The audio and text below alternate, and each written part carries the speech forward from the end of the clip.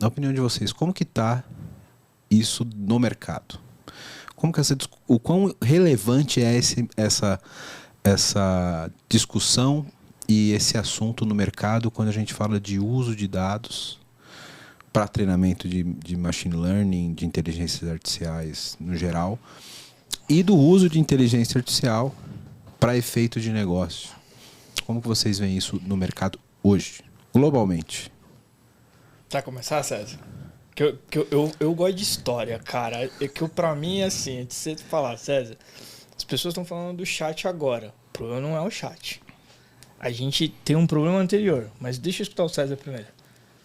Cara, assim, que é um assunto que está em pauta, que tem importância, não tenho dúvidas. Tanto que a gente pode olhar. Europa lançou a GDPR, Estados Unidos também tem lei regulando a utilização de dados, Brasil agora a LGPD. Então, a sociedade começa a olhar isso cada vez mais e os governos também estão se preocupando. Você estava falando sobre o uso dos dados ético, não ético, como que os dados são capturados, né? Então, assim, não tem almoço grátis. Se a empresa está te dando alguma coisa que você acha que é de graça, é porque ela está buscando alguma coisa em troca. É aquele famoso, né, César? Se você não paga por um produto, talvez o produto seja você. Né? Exatamente. Então, se você está entrando num site ou um aplicativo, que o aplicativo é de graça, como é que eles vão monetizar? Ou vai ser cobrando através daquilo, ou se for de graça, eles têm algum outro interesse. Muitas vezes são os dados de como que você usa o produto, como que você navega pela internet, até mesmo como que você caminha. Teu modo de caminhar, tua voz, tua foto, tudo isso são dados que para eles vai ter valor. Então, que o assunto é relevante, não tenho dúvida, e começa a entrar cada vez mais no dia a dia das pessoas. As pessoas começam a entender sobre isso. Como que vai ser daqui para frente? Esse é o desafio que a gente tem.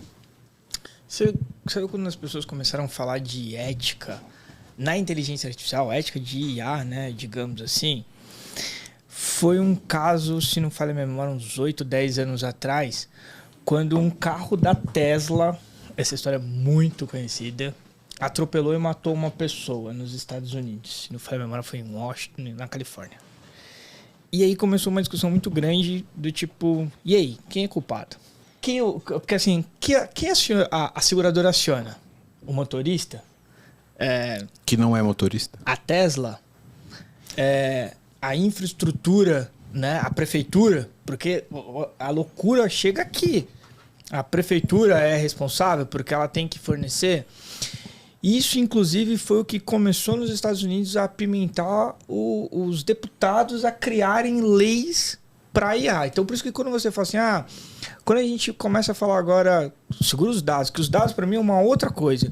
Quando a gente começa a falar agora, o chat GPT, ou Lambda, a Lambda do Google, que para alguns é inclusive mais poderosa do que o chat.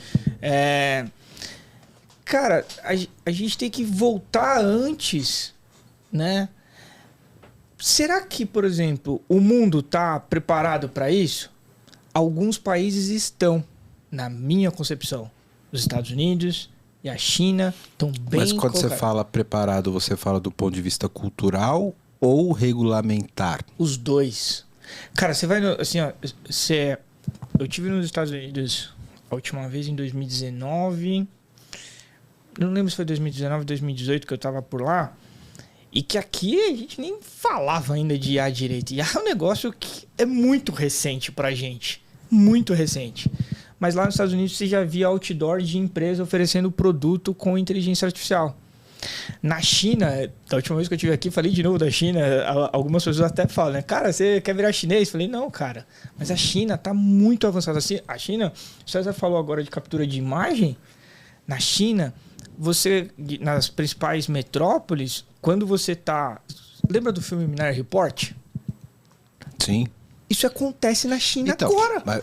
Aí é um ponto que eu quero levantar aqui. A China, talvez não seja exatamente um exemplo de uso ético dos dados, até pelo governo que nós temos lá. Tem vários parênteses que tem que abrir aqui. Acho que é importante a gente separar algumas coisas. O que é regime de governo, né? E o que é ética. Então, a ética está muito mais associada com caráter, com modo de ser, aquilo que você faz que é correto. A China, ela tem um governo que é uma ditadura e eles controlam tudo. O Thiago estava comentando sobre o uso de câmeras e tudo mais. A China está super avançada em IA. Na minha opinião, a disputa hoje no segmento de IA é China e Estados Unidos. São os dois que estão brigando aí pela hegemonia. Economicamente é isso.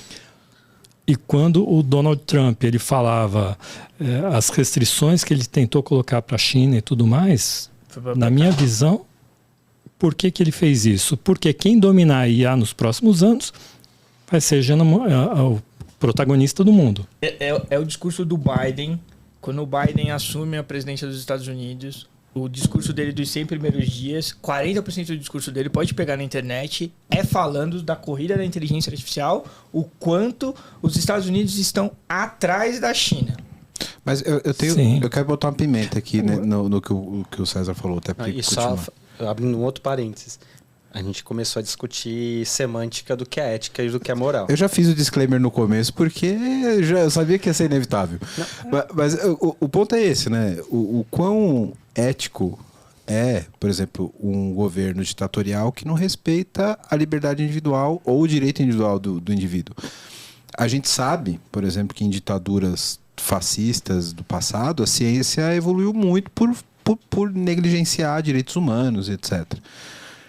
Dá para fazer um paralelo, né? Tipo, eu vou negligenciar o direito da sua imagem, dos seus dados, mas eu vou evoluir tecnologicamente, né? O quanto de ética ou não nós temos aí, e até para a gente poder, eu sei que os dois estão volumando para falar, mas o quanto a gente poderia evoluir sem essas amarras, por exemplo. Isso é um ponto para a gente pensar.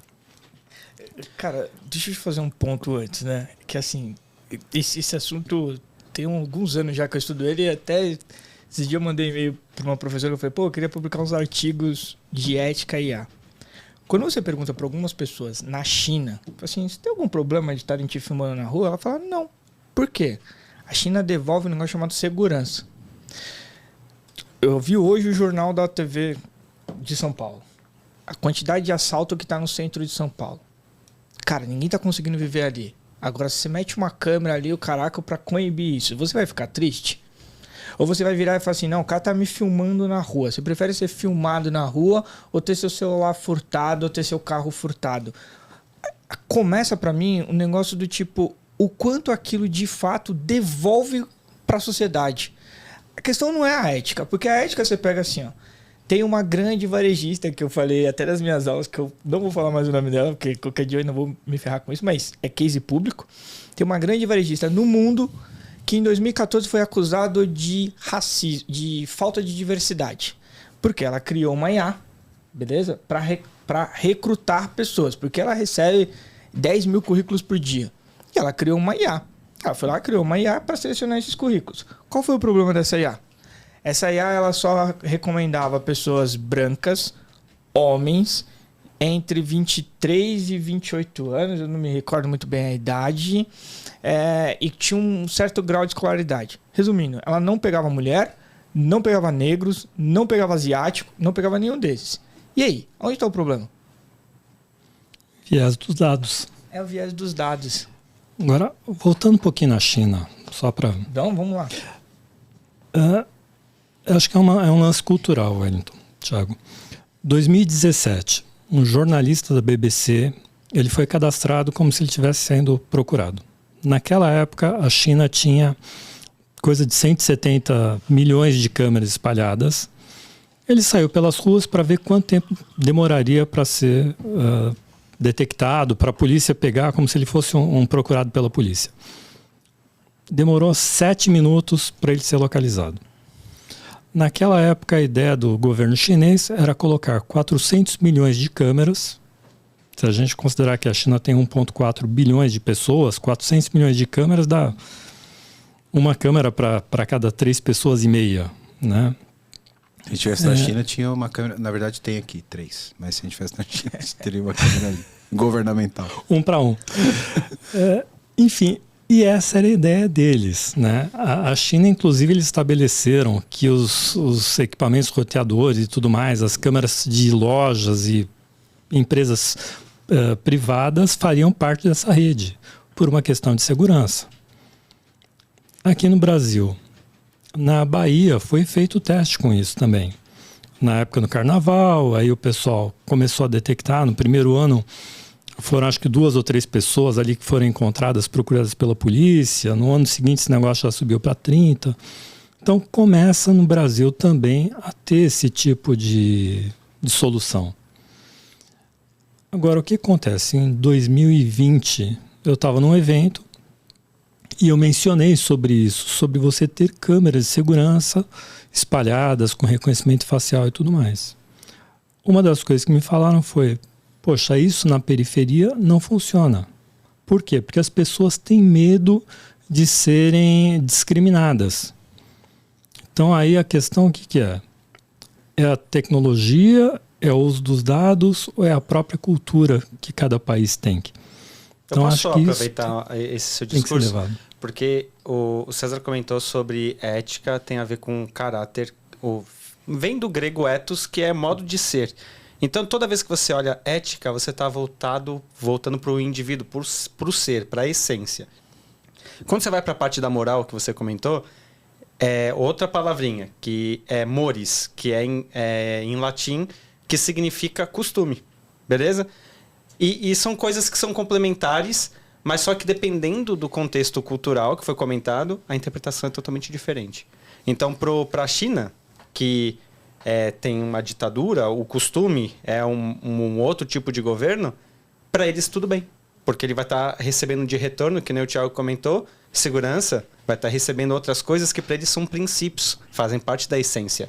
Agora, quando você vai para a periferia, que nem o César comentou, qual que é a interpretação de princípios que eles vão ter ali?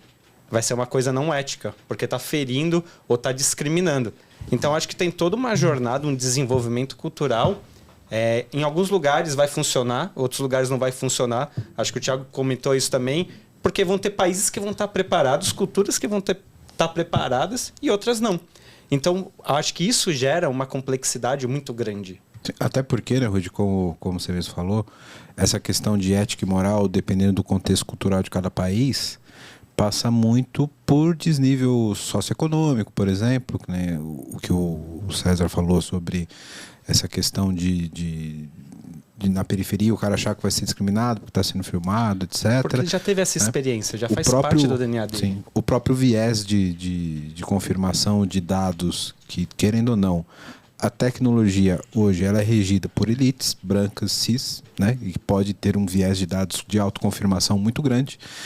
E nada mais natural que essas pessoas se sintam, pô, mas será que isso daí vai me tratar da mesma forma como trataria uma outra pessoa? Que talvez, não sei, estou apenas cogitando, talvez na China esse viés de desnível social talvez não seja tão grande. Não, é enorme. Não é grande, é enorme. Mas esquece a China por um segundo, cara. Porque eu gosto da China nesse assunto, cara. Você tem um aplicativo no seu celular que é pior que uma câmera fotográfica nessa história de dados. Sabe qual é o aplicativo? O Waze. Se você usa o Waze com constância, e a grande maioria dos brasileiros no mundo ou mundialmente utilizam, eu consigo triangular, saber a hora que você sai, a hora que você vai pro escritório, qual é a rota que você mais faz. O Waze nem é o melhor exemplo. Não. O próprio Google Maps... o próprio isso, é porque... Ele te mapeia, tipo, aonde você foi, o que você fez, com o que você pesquisou... Eles mediaram a tecnologia por trás disso. Mas onde eu quero chegar também com o Waze? Tem um ponto aqui. Olha o outro ponto. Uma vez eu estava trabalhando numa grande empresa e os caras falaram assim, a gente quer fazer um modelo de inteligência artificial para ver se não tem problema de rota de assalto. Vamos usar o dado do Waze, né, cara? O Waze é o melhor caminho. E vamos alertar no Waze. Ali é rota de assalto. É proibido. Por que é proibido?